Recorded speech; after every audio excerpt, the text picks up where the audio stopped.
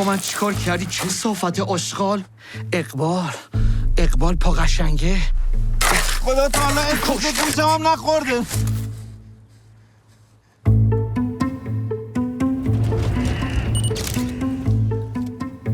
پا قشنگه رو پیدا کردم.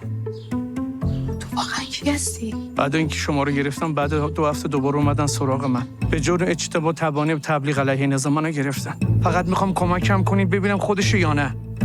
که پاقو را زر آورده اینجا. گلی یه باز کن دیگه اینا. خیلی خوب اول باید مطمئن بشیم تنها کسی که میتونه بگه خودش یا نه حمیده. چند نفر مگه تو این شهرن که پای راستشون تو همونجا مسئول باشه؟ حق نداره بهش دست بزنه. تا وقتی نگفت اقبال کسی حق نداره دست. خسته نباشین. من کارم عکاسی و فیلمبرداری از عروسیه. اومدیم اینجا یه 2 تا عکس بگیریم میریم سریع. اینجا؟ آره ویو به این قشنگی. کجا بره؟ زندگی منو به گو کشیده حالا هم بره. من 1-2 نفر می خودش یعنی دست بردار نیستم. این چه شده؟ واقعا که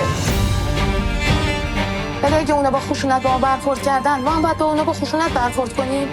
به این 5 دقیقه وقت بدین هممونو اعدام میکنه.